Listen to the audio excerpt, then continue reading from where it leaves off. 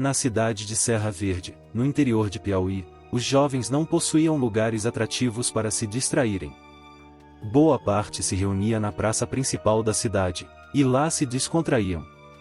Porém, havia um grupo de jovens, que gostava de algo diferente. Algo que era considerado pelos outros, como distrações sombrias. Esses jovens que eram conhecidos na cidade como garotos estranhos, estavam sempre reunidos em ruas pouco iluminadas, e nada movimentadas. Não eram jovens adeptos ao satanismo, eles apenas gostavam de ficar isolados longe das movimentações, que a praça principal da cidade proporcionava. Eles eram liderados por Greg Matos, e sua namorada Natasha Siqueira, e gostavam de andar sempre vestidos de preto. Nas noites quentes de verão, o ponto de encontro preferido era no mausoléu do general Haroldo Bicudo. Esse mausoléu era o mais luxuoso daquele pequeno cemitério. Era bem amplo, e ornado com vitrais coloridos. O túmulo do general ficava bem no centro do mausoléu, e à volta dele, haviam bancos feitos de cimento, que eram usados como assentos quando a família viesse visitá-lo no dia de finados. O mausoléu foi construído nos anos de 1950, e na época haviam muitos familiares do coronel residindo na cidade. Mas com o passar do tempo, aos poucos a família foi deixando o local, e assim o mausoléu ficou abandonado. Por essa razão, o mausoléu se tornou o ponto de reunião favorito da turma de Greg e de Natasha. Em uma tarde de verão, a senhora Dita Salles, que era a moradora mais antiga da cidade, faleceu, e no pequeno cemitério, foi sepultada. Por conta disso, o local ficou muito movimentado.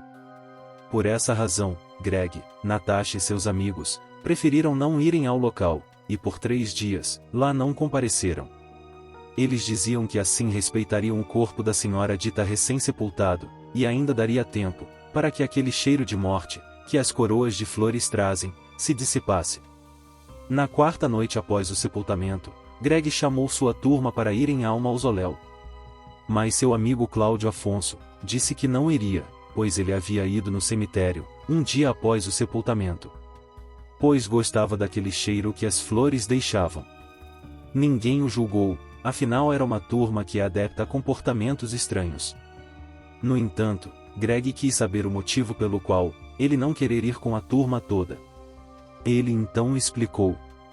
Estava entrando no cemitério, quando vi uma estranha movimentação perto do túmulo da senhora Dita, parecia que alguma coisa se arrastava.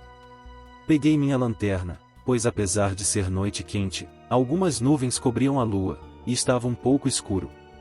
Para enxergar melhor e ver o que era, apontei a luz na direção daqueles movimentos. Quando a luz clareou tudo, pude ver uma coisa branca e gelatinosa, olhar para mim, e sair em disparada na direção da parte mais escura dali.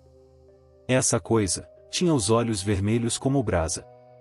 Fiquei com muito medo, e saí correndo para casa. Prometi a mim mesmo que não volto mais naquele cemitério. Greg, ouvindo tudo que Cláudio falou, disse: Você nem viu direito o que era, e já saiu correndo? Pode ser algum cachorro ou gato, você sabe que no cemitério tem sempre um desses animais. Você só disse ser branco e gelatinoso, não pode ser só impressão sua? Além disso, se o bicho saiu correndo, é porque teve mais medo de você, de que você teve dele. Deixa de ser medroso, e vamos lá. A menos que não queira mais fazer parte da turma. As palavras de Greg convenceram Cláudio, e ele se juntou ao grupo. Os jovens sempre se reuniam no cemitério às 22 horas, e ficavam lá por volta da meia-noite. Porém naquela noite, eles se atrasaram um pouco por conta da história que Cláudio havia contado, bem como também o convencimento para que ele se reunisse com eles, para o habitual encontro no mausoléu. Era quase 23 horas, e o jovem grupo estava entrando no cemitério. O local era cercado por um muro.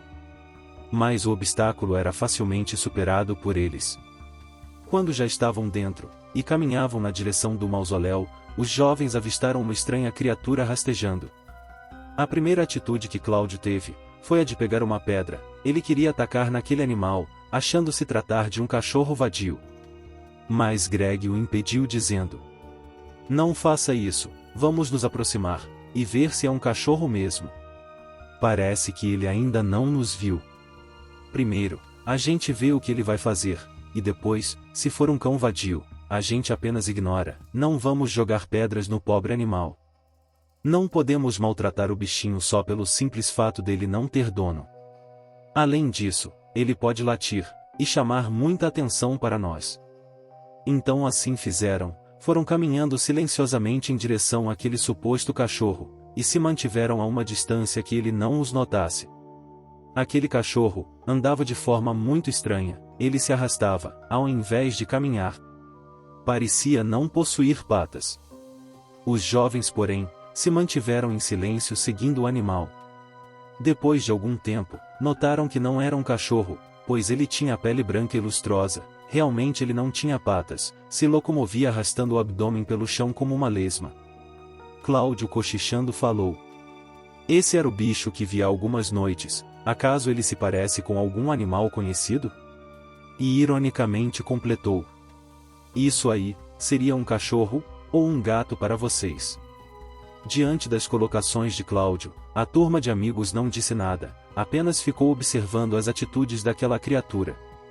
A criatura possuía umas garras bastante pontiagudas, e com essas garras, ela rapidamente cavou o túmulo, onde a senhora dita havia sido sepultada, e entrou.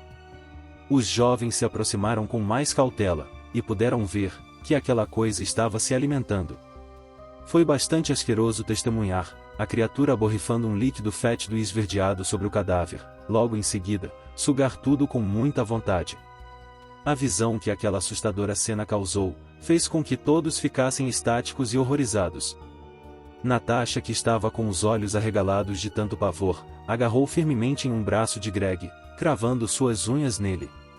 O garoto soltou um grito de dor. Isso fez a criatura parar de se alimentar, e olhar na direção deles, e logo em seguida emitiu um som fino e estridente, que fez com que os jovens sentissem arrepios percorrerem suas colunas. A criatura imediatamente escalou o buraco que havia feito, e com uma incrível velocidade, sumiu na escuridão, tomando um rumo ignorado. Os jovens, refeitos do primeiro susto, imediatamente correram na direção da saída, e pularam o muro. Alguns foram para suas casas, mas Greg foi levar Natasha, resolveu que passaria a noite com ela, pois receava encontrar aquela estranha criatura perambulando pelas ruas na escuridão da noite. Na manhã seguinte, rumores na cidade diziam que um tatu havia cavado o túmulo da senhora dita, e que havia defecado no corpo dela. Os garotos que presenciaram a cena, jamais comentaram daquilo que viram, pois temiam serem taxados de loucos, e que viam coisas estranhas, porque as drogas os alucinavam. Mas o fato é que ninguém da cidade desconfia que criaturas estranhas se escondem na escuridão, e que podem aparecer repentinamente e assustar a quem nos caminhos delas atravessar.